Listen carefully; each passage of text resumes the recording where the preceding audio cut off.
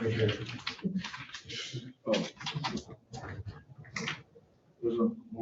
morning, Judge.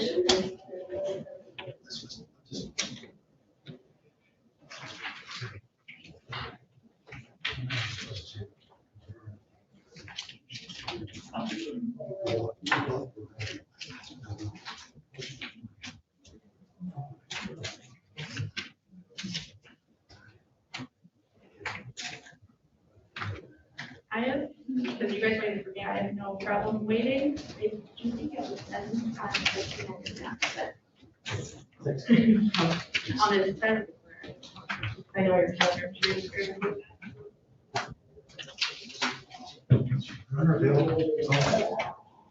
Your Honor, I apologize. I left my phone in my car, which has my calendar. I parked in my cat corner from the building. I could be there and back in 10 minutes.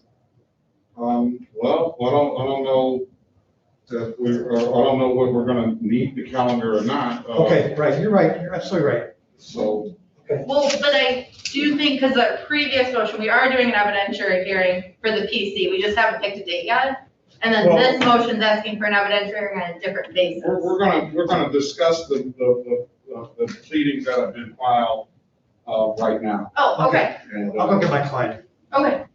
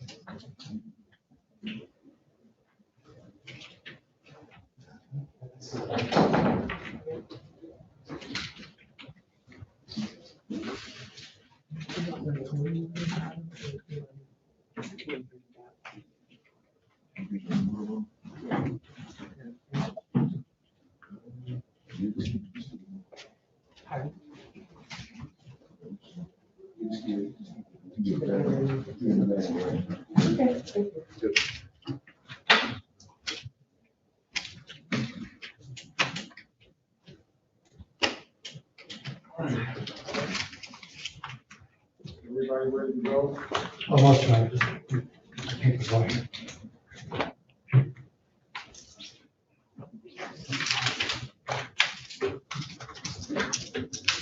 This may not be necessary.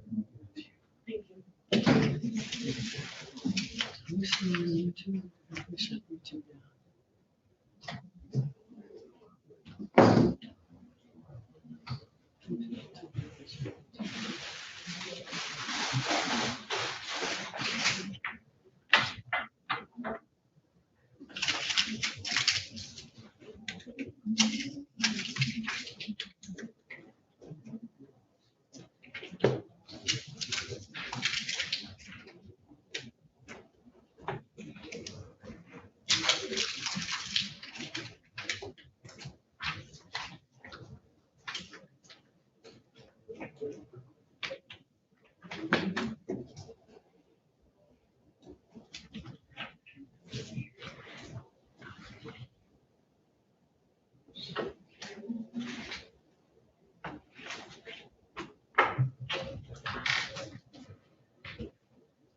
Ms. Ms. Williams-Law, can you hear?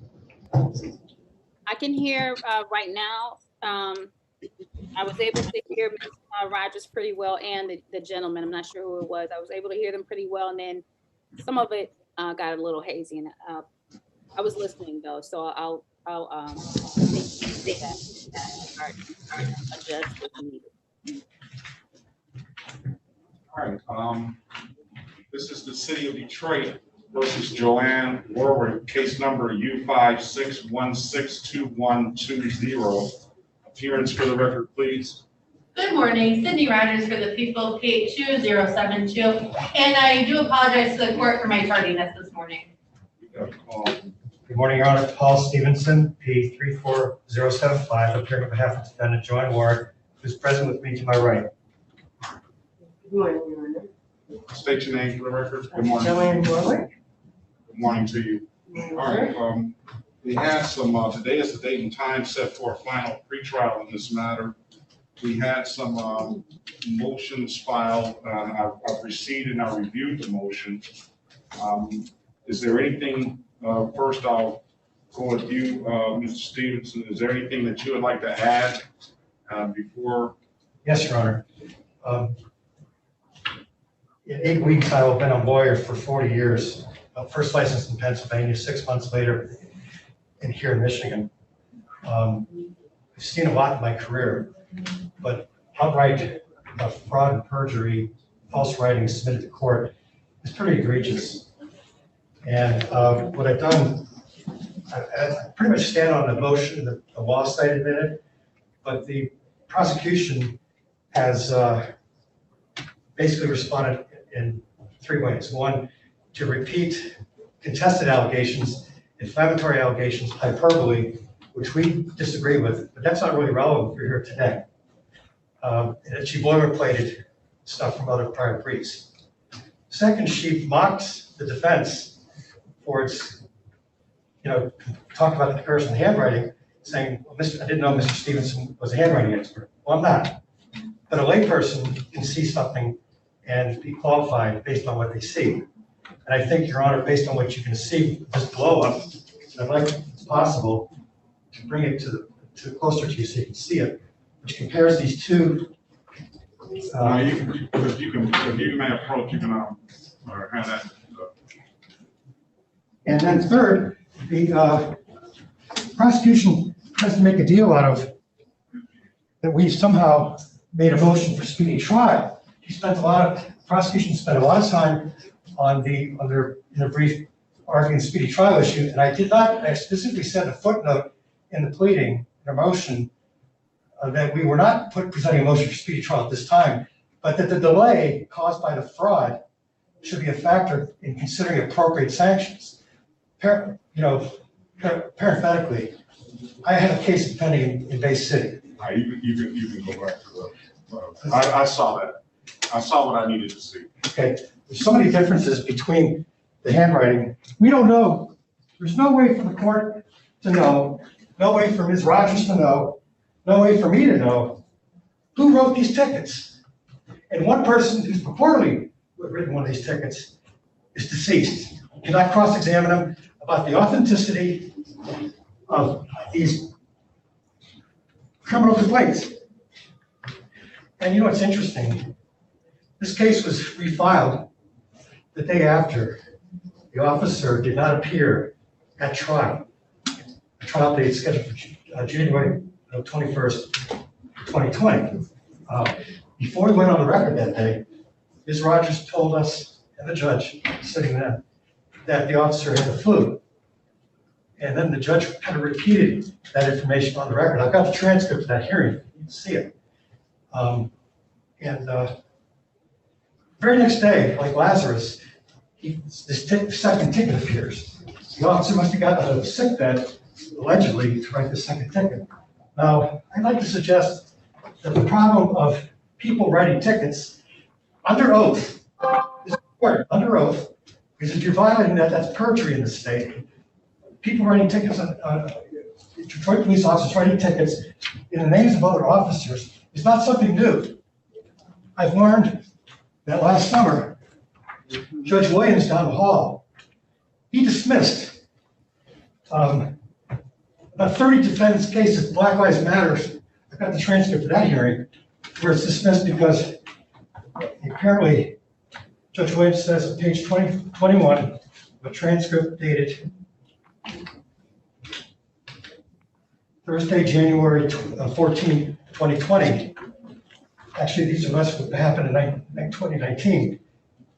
And talking to Shannon Walker, court, okay, so you indicated earlier the ones who issued the citations weren't necessarily the arresting officers. I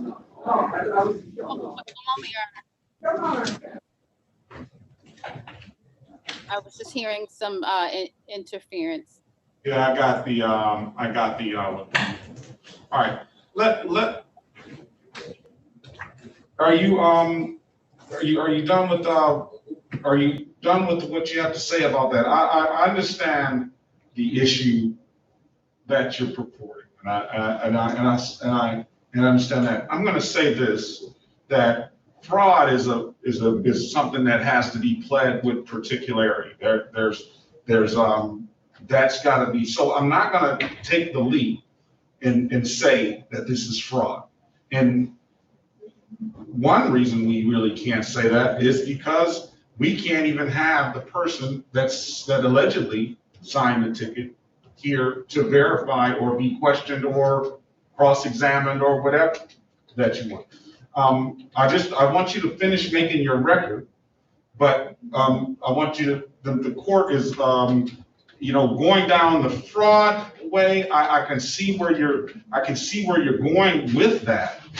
But I'm not gonna make that leap, okay? Go ahead. Counter, this requirement to plead fraud with specificity is a requirement that's is imposed in civil cases under the Michigan court rules in cases where people are alleging contract fraud. I've not read anything relating to fraudulent statements made to a court, lies made to a court. Even if you're not going to use the word fraud, okay? There's still dishonesty in the presentation of these two tickets by two different hands.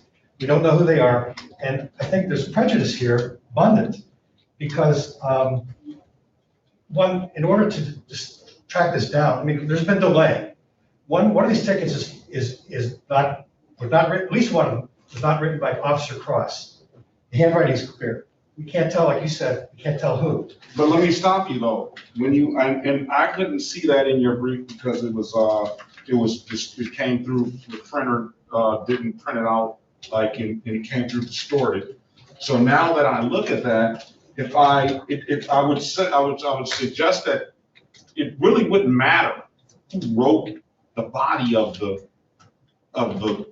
allegations out, right? It would only necessarily matter if Officer Cross himself was the person that swore to that, because that's when I look at that signature, I'm not a handwriting expert, and I wanted to see whether the signature matched. I can't tell.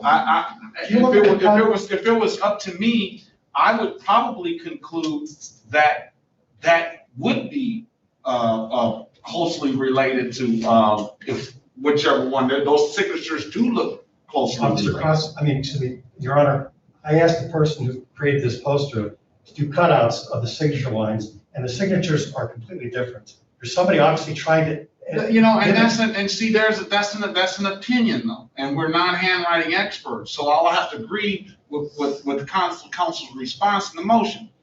Because what I wanted, and I'm glad you brought that presentation, because when I look at the signatures, it looks like, you write things on different times, people's handwriting changes, maybe a variety, maybe the situation and the way they signed it, maybe if you're signing it like this as opposed to on the table, it could create some variations. But when I look at that signature there, it doesn't look like it's so far out of the realm of that being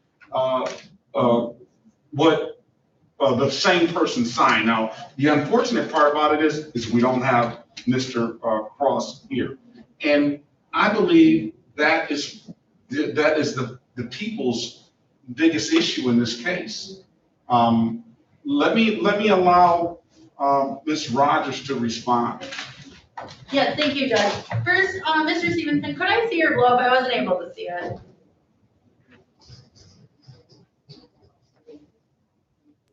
All right, thank you. All right, Ms. Rogers asked to see what was that? The blow up. And for the record, Mr. Stevenson has brought in we haven't marked it as an exhibit or anything, but he's brought a blow up of the two complaints, one being the original complaint and the other being the refiled complaint is captioned City of Detroit versus Joanne Warwick. It has the original complaint, and below that it has the ticket, which purported to be the original ticket. And then on the right side of that, they're sitting side by side. It has a refiled complaint, and it has what is the ticket that was refiled in the case. And I guess we can substantiate that by the ticket numbers. And then below that, it has a blow up of the signature line or the declaration line that is purportedly signed by Officer Cross, which we understand that is declaring that he is swearing under oath that the facts and statements that are written in the ticket are the actual, is what he purportedly saw. Your Honor, we don't know if that's actually Cross. We can't cross. That's why I say purportedly signed by Cross. I didn't say conclusively that that's Cross, and I definitely agree with you on that. And from what I understand, we may not ever know whether that was Cross, because I don't think anybody has gotten a handwriting expert to say that for a reasonable certainty that Cross signed that. So I just wanted the record to reflect that's what defense counsel is holding up. Your Honor, maybe your idea of maybe mark this as exhibit would be appropriate. All right. Now, and I'll let you put more Thank you, Your Honor. things in the record. I just want to right now get a response. I guess what we're saying is I'm already going to say that the motion is going to fail on the fraud allegation. So I don't know if you want to respond to that or not. Yes, Judge, if I could briefly, just respond on the issue of the fraud regarding the signature. On only that issue right now? Yes. Okay, thank you. As the court has stated, looking at the court rules, we only need to determine if the signatures are different. The body of the text, could potentially be different, and that is completely in, compliance with the court rules. We're only looking at the signature, and even looking at defense's proposed exhibit, I believe what he is pointing out is the body of the text that potentially looks different. He said in his written response, I believe the D's and the S's looks different, and some of that is regarding the body of the text, which is just simply not in controversy. As per the court rules, that can be filled out by different officers. We're exclusively looking at the signatures. By untrained eye, and thank you very much, counsel, for bringing in that blow-up. That was very helpful to see, because the copies that were provided in the response was somewhat hard to read. But looking at the blow-up, to my untrained eye, they look like the same signature. I know my signature is not consistent every single day. Honestly, sometimes I try different ones. It depends on how quick I'm writing. They somewhat change. They're consistent, but somewhat change. And further, to determine an allegation of fraud at this level, saying a sworn officer is putting a fraud on the court is a very serious allegation. And to support that allegation, you do need expert testimony. You cannot rely on layperson testimony in an issue that is perfect for an expert if a signature is different, especially when to the plain eye it appears to be the same. Because we do not have expert testimony and this allegation was made with very little support, we do ask that the motion be denied on that grounds. Well, If there are, let me stop you. Now, what defense counsel has done by making that allegation of fraud, he's interjected what I think is the biggest issue in this case right now, and that's the signature portion of it. And you know, there's been some case they've cited the Michigan court rules in their brief, and this is what I believe by him raising that allegation, albeit I'm not going to take the jump and leap until being it's fraud. I'm going to say he's interjected the signature thing in there, and I'm going to say that based on the rules, and you cited the same rules in your complaint, and I want to hear nobody put any case law as it relates to what happens when the complainant is deceased and the complainant cannot come in and testify to the allegations that he made. And it says here in MCR 1.109E5, establish the signature rule and sanctions for the violation of the signature rule. I don't think there's any sanctions that we're discussing here, but the effect of the signature of a person filing a document, whether or not represented by an attorney, constitutes a certification by the signer that in the A portion, he or she has read the document. All right, so when we just go to the subsection A portion, how do we substantiate that?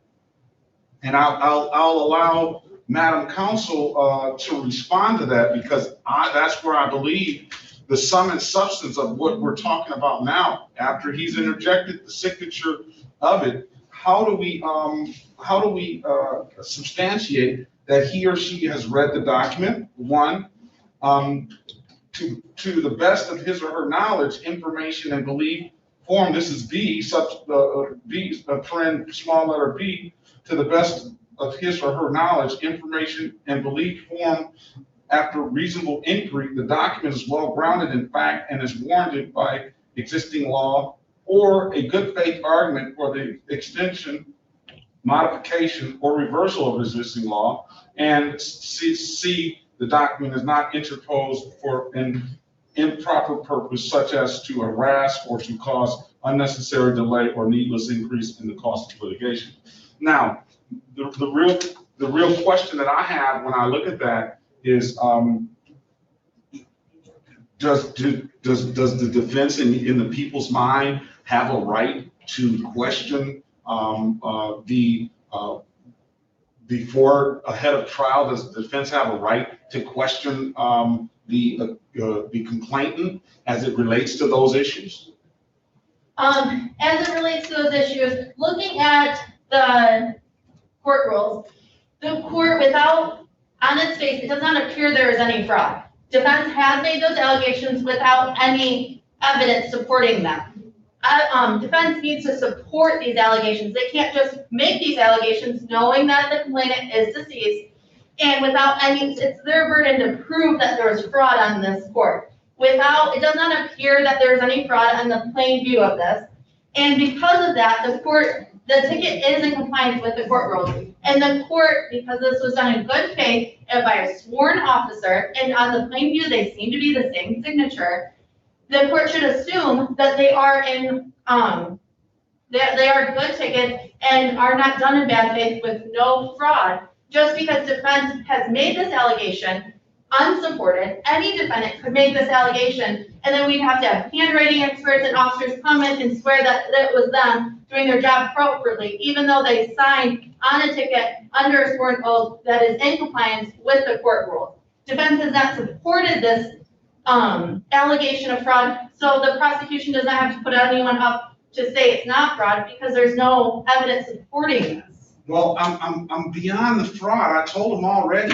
Okay. That I'm not even entertaining the fraud issue. We're at the basics of writing tickets and what you know, my question is, the ticket is written. Let's say that Cross wrote the ticket. Let's say that all of that stuff in there he did, and we have no question of that.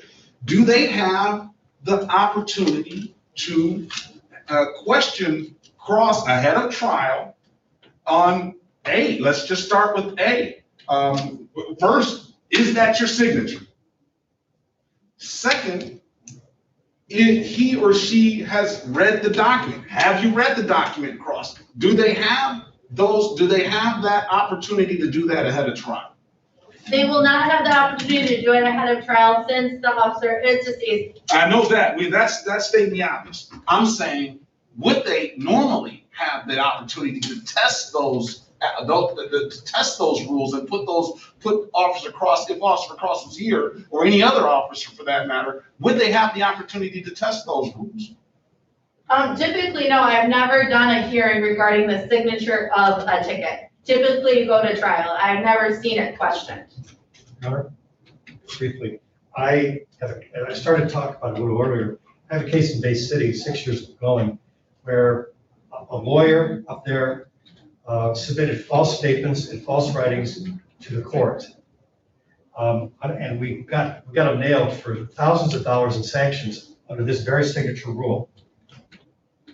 To the best of his knowledge, belief, information formed after reasonable inquiry, documents well-grounded in fact.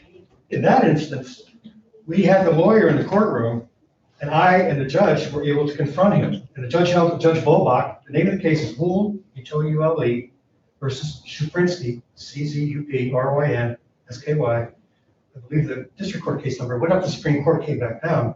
I believe the district court case number is 16-6212 GCMJ.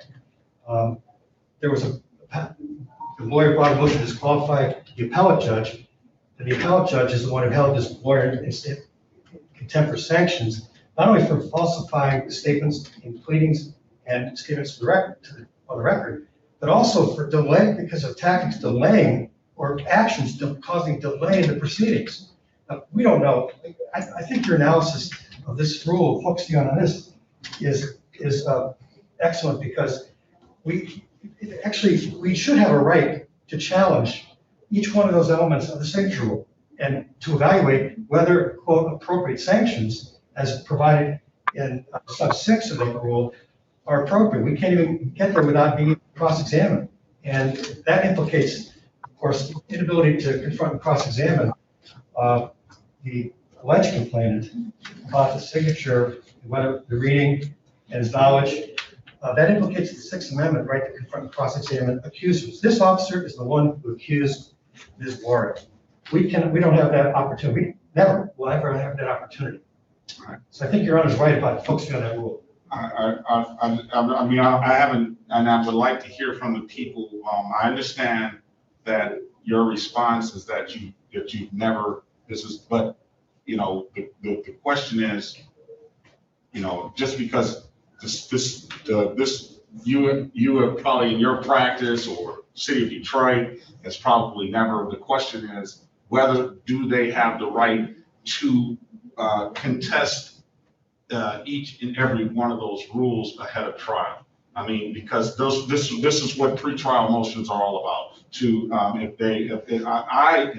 I don't know the answer to that personally, because I haven't been presented with that. But I would only assume that Ms. Warwick would have the opportunity, if she so chooses, to contest each and every element of one of the Michigan court rules to see if those rules are satisfied. I'll allow you to respond to that. Yes, thank you, Judge. There's no right to contest that a ticket on its face that appears to be a valid ticket just because defense is saying it is not, and they're questioning a signature with no evidence that we're not in compliance with the court rules. And defense's point about that this is a violation of the Confrontation Clause, it simply is not. I've combed the rules of evidence, the court rules, and of course looked at the Confrontation Clause. There is no right that the complaining witness that signed the ticket has to testify at the trial. Yes, typically that is what is done, but the people have to prove their case.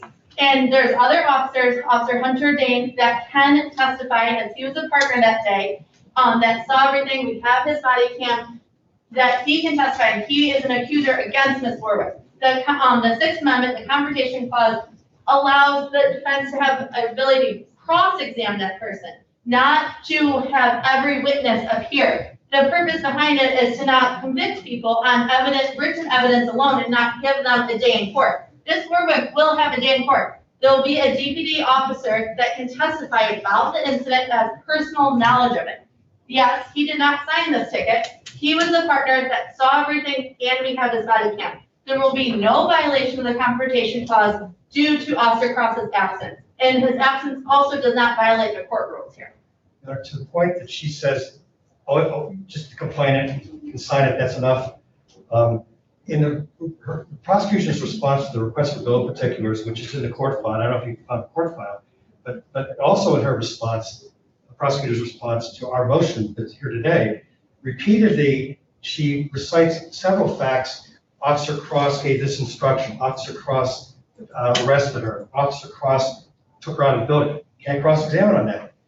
So, I mean, he's not a mere complainant just signing paper or rubber stamping it.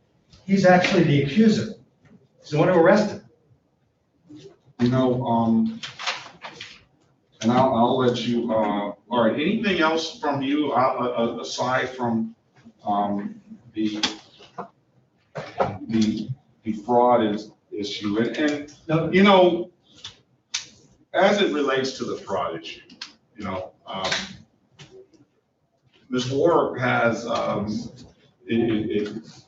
she has a right to, in my opinion, contest every, do the best she can to contest every portion of the ticket, and they raise that. You know, I'm not making any conclusions of whether it's fraud or not, and or anything of that nature.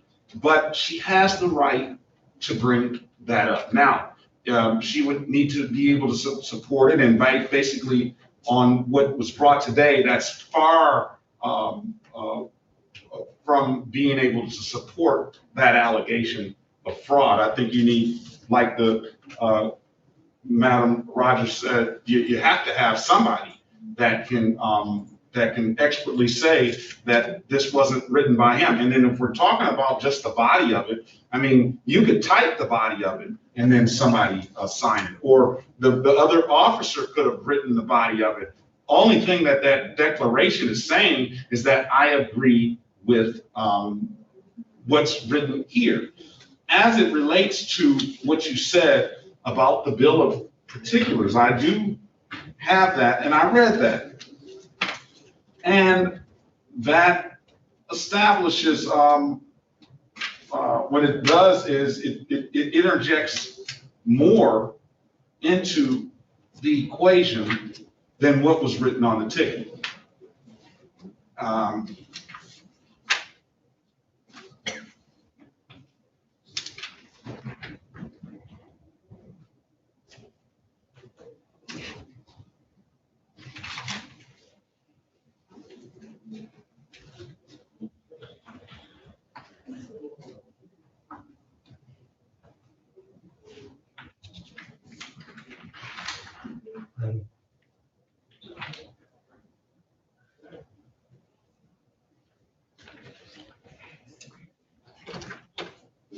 Well, what I will say is that the bill of particulars, while it goes into particularity what happened on that incident, it also does say that Officer Hunt observed. Cross. Pardon me? Officer Cross, I'm sorry. No, Officer Hunt. Oh, okay. Officer Cross, we know, because Officer Cross is the one that signed the complaint.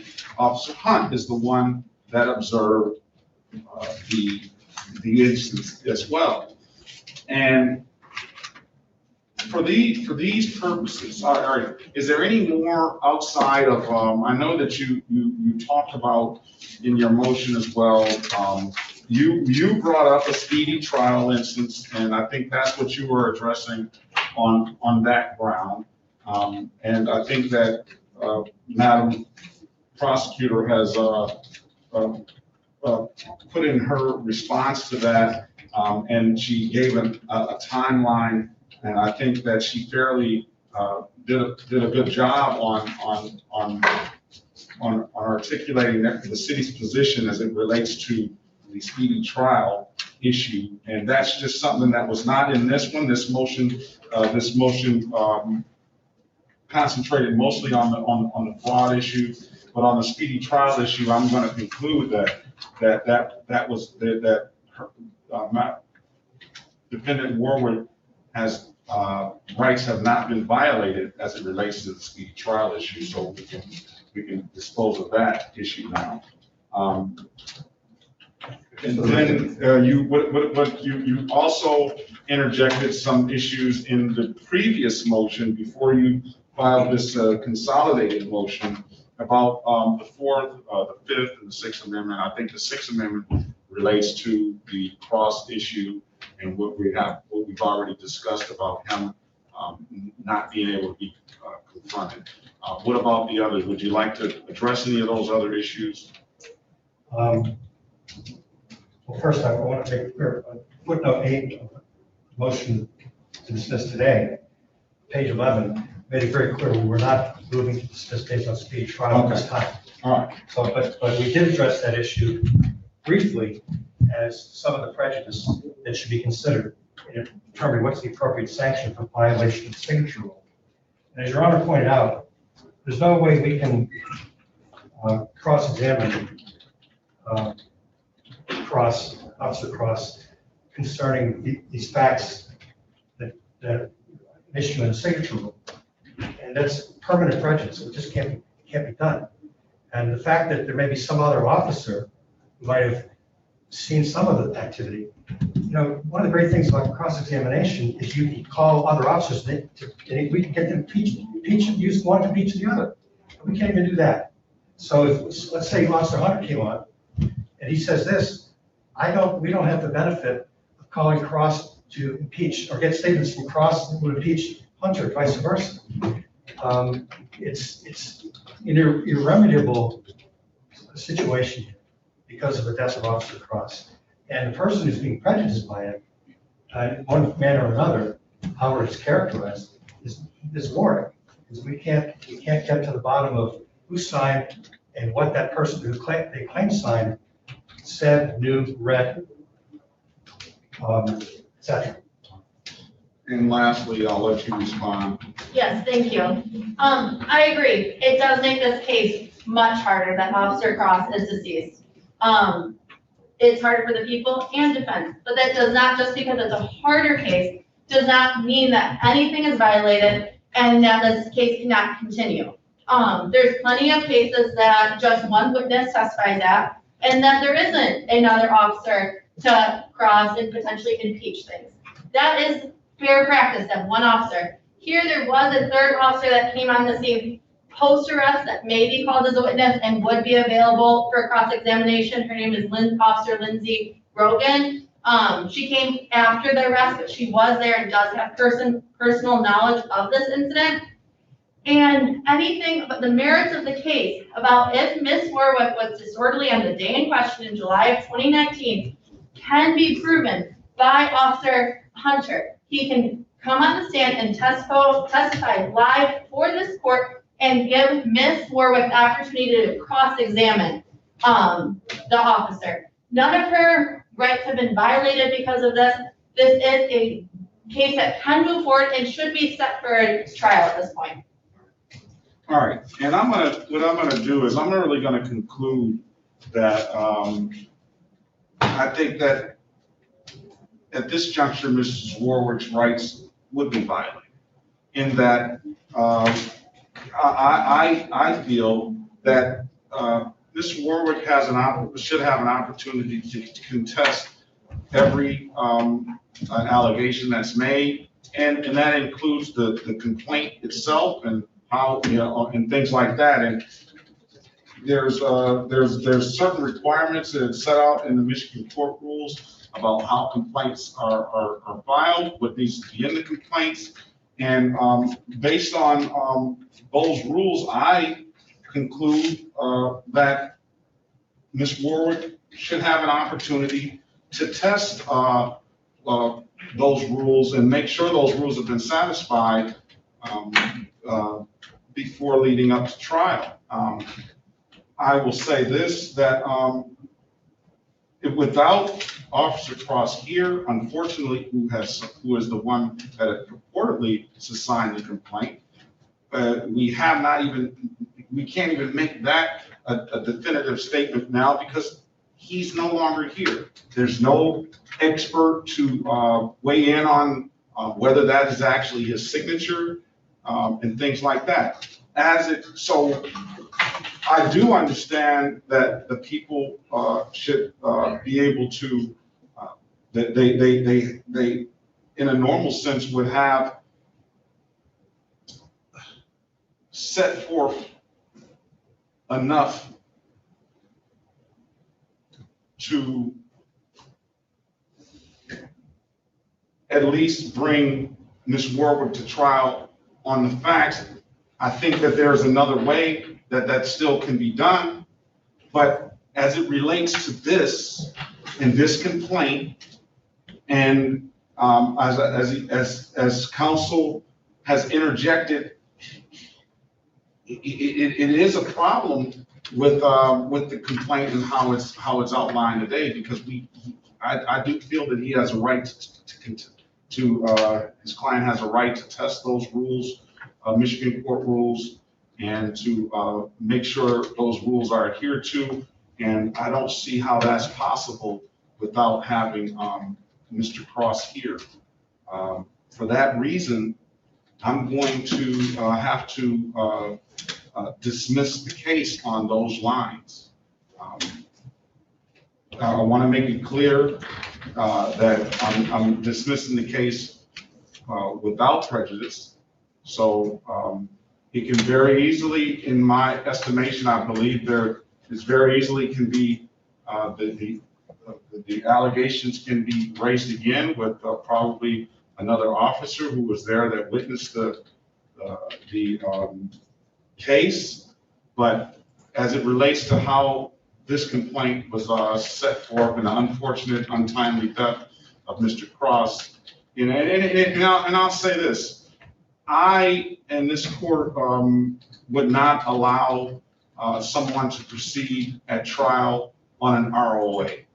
And the reasons being because the Michigan court rules and the rules of evidence, in my opinion, would be violated. The ROA is a document that was purportedly, a ticket was issued and somebody down in the file room has put this information in. I think that would be hearsay to proceed on an ROA, because that's somebody else now putting, they say, and I've seen it so far in my short career on the bench, where the ROA is totally different than the actual ticket when they find it.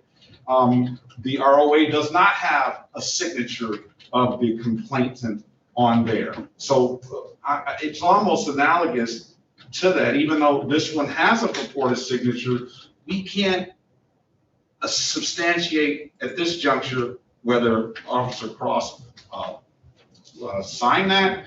And if we could substantiate that he signed it, I believe that Mrs. Warwick has a right to test, at least, what did I say, in test rule, Michigan court rule 1.109, as it relates to the signature requirement, 09 paren E paren 5, and how it's outlined there. So with that being said, I mean, that's the ruling of the court, and for that reason, the case is going to be dismissed. Thank you, Your Honor. Because I just want to try this. This would be the second time the case has been dismissed without prejudice. And the case is already almost 2.5 years old. I would ask Your Honor to consider dismissing it with prejudice. And I'm not going to do that, because I do believe that the case, the city, first of all, in a normal situation at this juncture, I would dismiss the case with prejudice had Officer Cross just not showed up again. But in this instance, we don't know why he didn't show up the first time. The only thing I've heard is that Madam Counselor said that he was sick or ill, and I can only accept that as an officer of the court. I'm not going to delve into whether I'm going to accept that as being the truth. Secondly, we know that Officer Cross absolutely can't be here now. So it's no question why he's absent today. You know, we knew he was still on the force, we knew he was still there, I would, in a normal situation, dismiss with prejudice because of his absence again. Because I do feel that defendants should have a right to a quick resolution to the matter, and just being, and I don't even, you won that case the first time, got it dismissed, and he filed a sick leave. And I, a lot of times, will dismiss on a sick leave as well, because the city can always rewrite the ticket. And I do that because I feel strongly about the defendant having the opportunity to have a quick resolution to their matter. They're here, the other party's not. We would, in most situations, we would do the same thing on the other hand. But in this situation, it's absolutely, there's nothing to say that Cross would not have showed up had he been here. And he absolutely can't be here. So I'm just gonna allow that, I'm just gonna dismiss without prejudice. Yes, briefly, just quickly, just for the record, and the first dismissal in 2020 and the 2019 ticket, Officer Cross did communicate with me and was on the court's official sick list, which can be a adjournment for cause. I was not granted it, of course, that day, but he was on the court sick list. And I am asking for a written order of this too. A written order of the dismissal. Yes, and if we could have the reason why for the court rule violation. All right. Thank you. Your Honor, just prospectively, if they choose to refile, I'd like to make this comment. As I described in the introduction to the motion that was up today, it was serendipitous that I discovered discrepancies in the handwriting between the two tickets. Looking for one, current one, I found the old one. The wrong one, found the new one. I had side by side in front of me, wow. And that immediately raised suspicion about what's going on here, particularly in light of the Black Lives Matter cases in front of Judge Williams. I thought there was a pattern here. So since I submitted this motion, I did submit a subpoena to the city, both to Ms. Rogers and to the city law department, which is going to be was going to request, now it's moot because of the dismissal, request handwriting records from Officer Cross's file, the logs of the assignment of ticket books to particular officers, the logs of assignment, processing policies of the department, so we can get to the bottom of it. Because we have a right to investigate whether there was fraud, and even to the point of we don't know. And Ms. Rogers, I don't give her any blame on this. She's totally innocent on this, but when she went to court that day, she said to the judge, he's sick. I'm sure she was taking this guy at his word, but we don't know. And if in fact he was not, we want to get to the bottom of it. That's down the road. But I just wanted to mention this possibility. Yeah, that's way down the road. I've already concluded that. Thank you, Your Honor.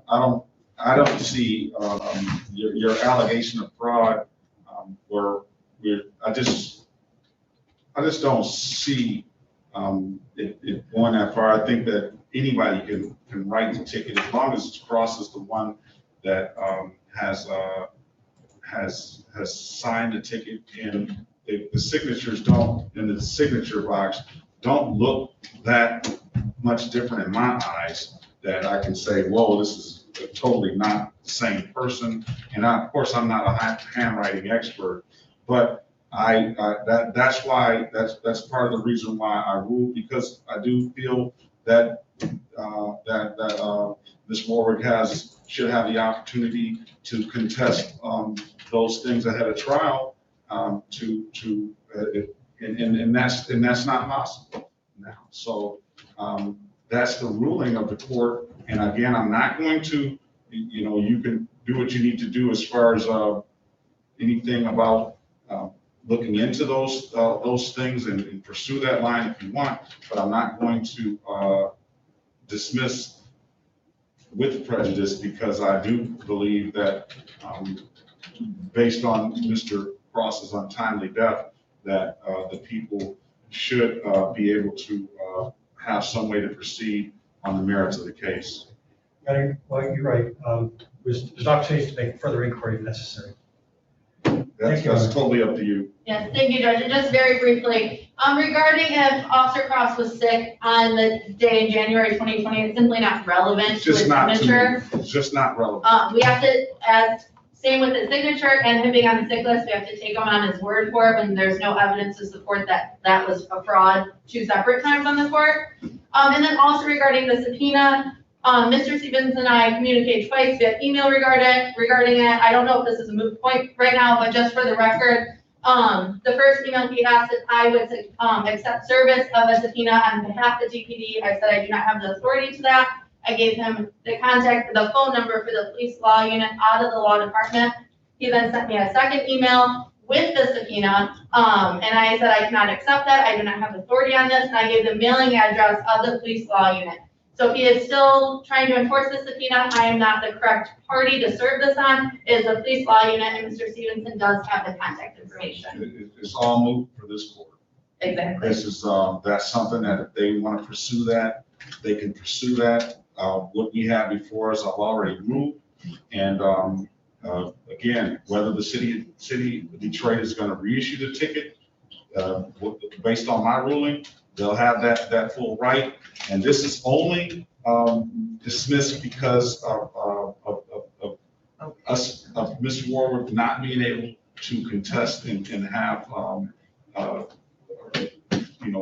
contest that actually did sign the complaint. And I just don't feel that the Michigan court rules are able to be satisfied without Mr. Cross being here, in the fact that she did raise that in her motion. And so that's why I'm ruling in the way I'm ruling. Thank you, Judge. And can we get a written order sometime next week? All right, so as far as a written order, you want to write that up? Yes, I will.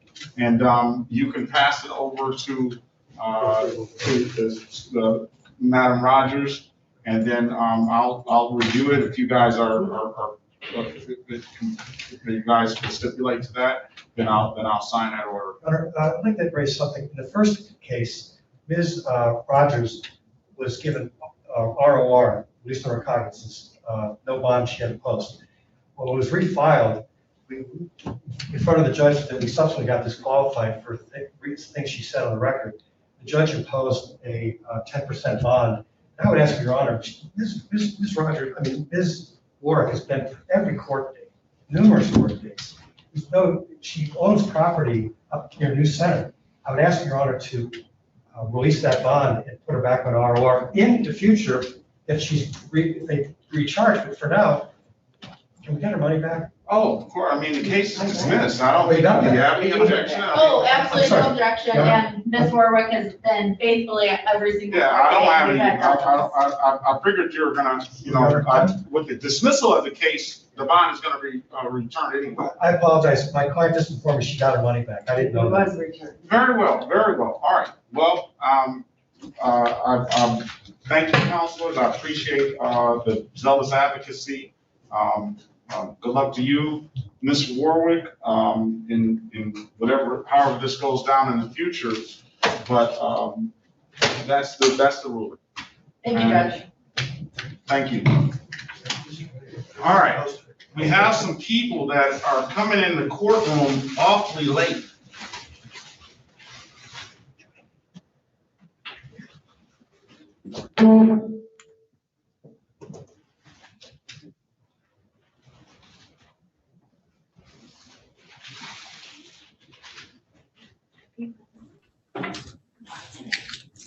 All right, who's on the iPhone? Javante Litt. Why are you so late, sir? I had trouble logging in, and I thought my court date was at 11.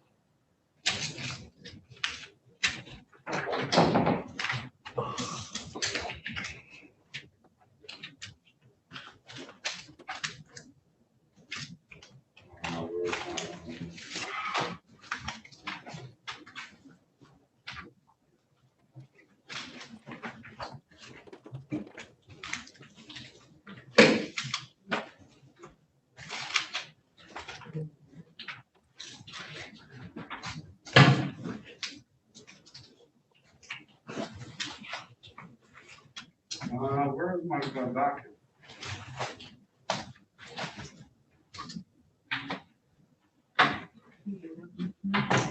Yeah, one. Maybe I threw it away because I thought it was gone. All right, take it easy, Counselor. Thank you, Your Honor. Good day. Thank you.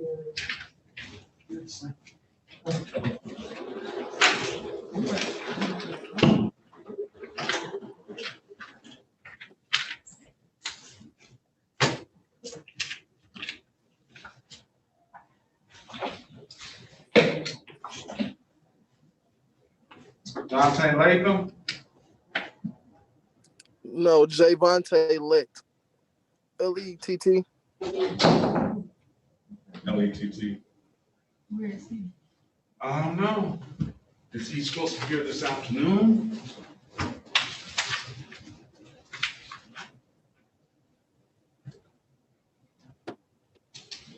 No, I don't see. You see him on the day's docket? All right. I'm probably gonna be able to come this afternoon. I got an assessment test with the fire department today. All right, good luck to you. Yeah, good luck. All right, who else is that? Alexis? Yes, All right, what's your last name, ma'am? Gardner. And why are you coming in so late? Work. I work from 11 to 11. So you got some money to pay these fines then, huh? I do. Well, you give it up that easy?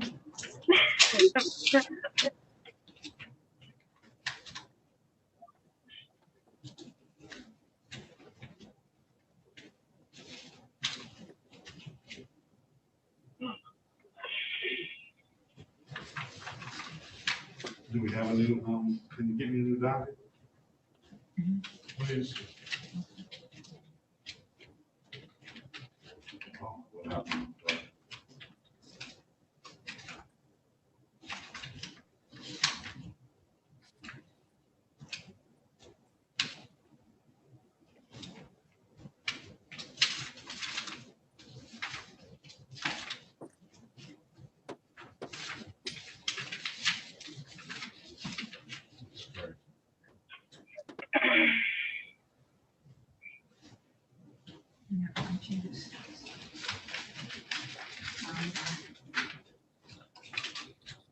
We have to put it in the chart. I have it. Oh, okay. I have it. It's not putting no way. All right.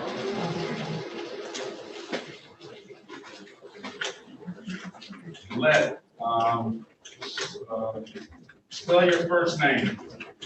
Jayvontay. What's your name? All right, let's see. Javonte Lett. See what Mr. Lett has going on.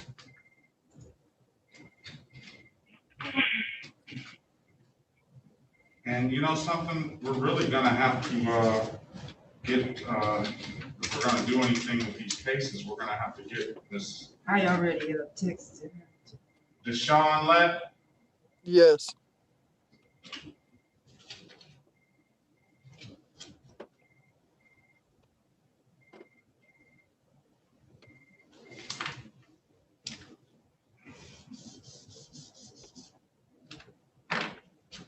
Are we gonna, do You you were want? supposed to be here on 11/08/2021 at 9 a.m.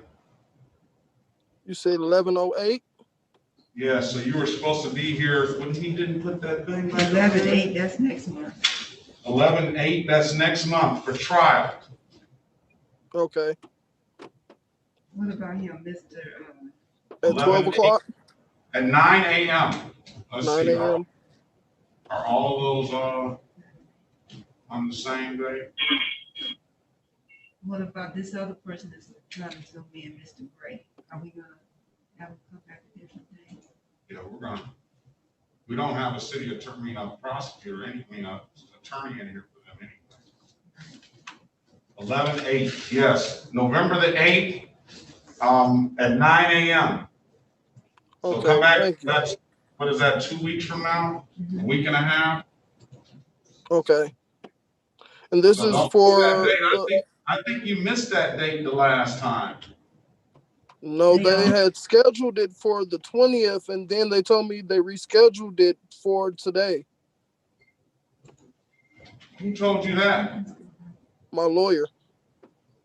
Who's your lawyer? I forgot her name. Hold on. Well, I forgot her name. she's not signed up here, but you need to be back on the 11th. All your stuff is for the 11th of, the 8th of November, 8th of November. So That's a for everything, or even my traffic Monday, tickets? for everything, Monday morning. Monday morning on the 8th. Thank you. Yep. Thank you. Have a great day. You too. Oh, shit. Like how soon? Who's that? It's all these people calling. No. I'm not even getting them lunch. I No, mean, we're this not is gonna getting do that ridiculous. today. They should have been here. He got a future court date. All these people are coming back. They should have been here. What about they have a future date? That's it. It'll come on that day They're then. gonna have to come on a date, sir. Or just call in on Monday. We can deal with the week. But it's just, Okay.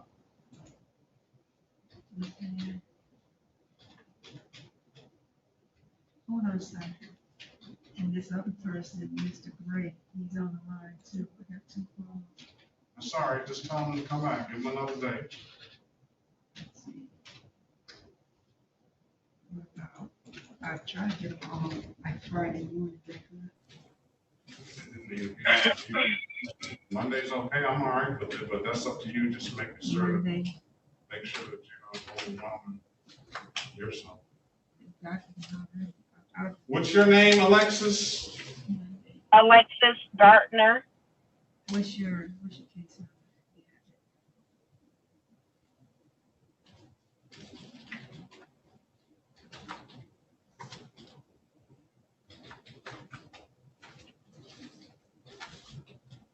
number? Do you have insurance, ma'am? No, I don't. I don't even have that vehicle anymore either.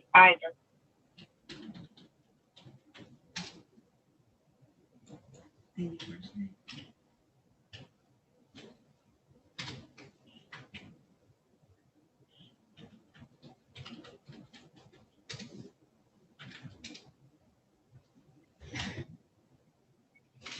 All right, I'm gonna dismiss this case, ma'am.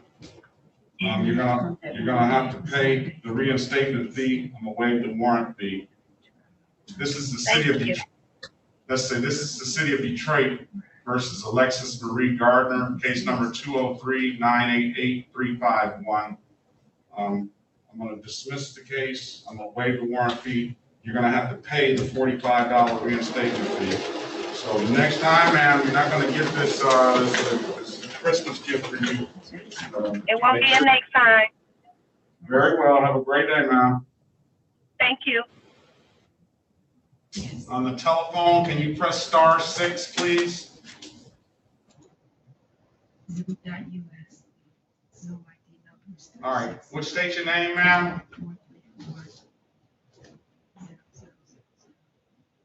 Can you state your name? My name, Damon Gardner. Damon who? Gardner. Okay. Right. 8:30.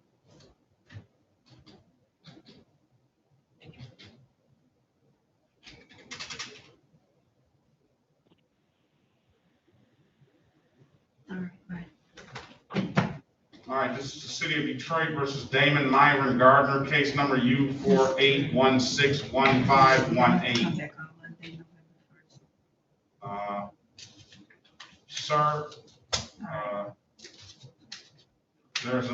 the offer for you is to plead. What is this? Do you have his file, Damon Gardner's file?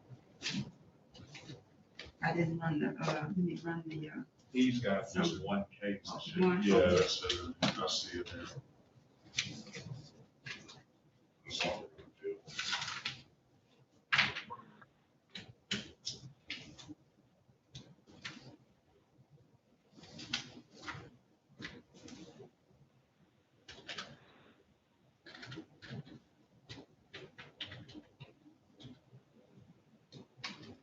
You're over on here, in a place where narcotics are sold, stored, manufactured, or dispensed. That's the allegation. And it also says $10 purchased and 2 and 4-year-old boys left in vehicle. So they're saying that you're out here buying dope with kids in the car.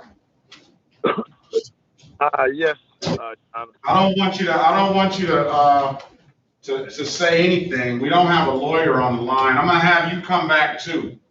Come back on Monday morning. Okay. Don't be late. We're gonna call the case. This is the city of Detroit versus Damon Myron Gardner, case number U48161518.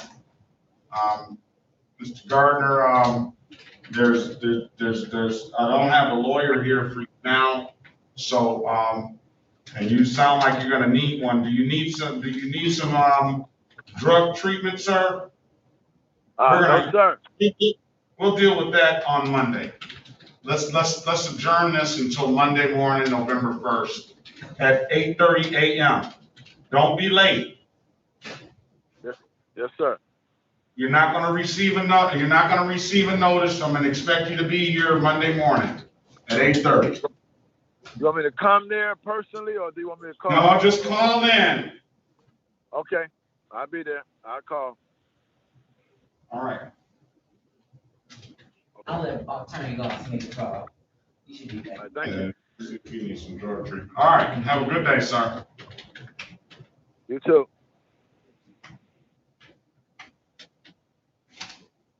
All right. All right, I'm gone. That's pre-trial, 8:30 a.m. All right, that's gonna be All it. right, good working with you. I'll be back back and forth depending on how our staffing is. We appreciate you and thank you for filling in. That was a lot of good help. I know you guys are spread thin. It wasn't so bad this week though. It was. Boss had a heck of a time last week or week before last. Yeah, it can get there, or all of a sudden you got a trial in both courtrooms or everywhere. Yep. So y'all have a good weekend. Yeah, You too. better one. Yep. Thank you. Latham didn't show. So. I was watching the hearing. We was all watching that Warwick. What did It they was like say? I knew it was going down. What did they say? Oh, nothing. We kind of knew after that. Did I get it right? I think so. I came in on the tail end. I mean, I just, I that's why I'm not going to dismiss it. I think that they have a right to contest those things. If they, and with them not being here, this just gotta, and they can refile the case. Yeah. I was like, cause I kept thinking, I said, I forgot what happened to the complaining officer. Then I kept listening. I said, oh, that's right. He went to my barber shop too. What? Yep. Wow. Yep. So. Yep. I try to get it right. I mean, I'm not just completely defense minded. No, I didn't think that. But I try to be fair, and it is only fair. She's gonna get herself in some more trouble anyway. Yes, a lot.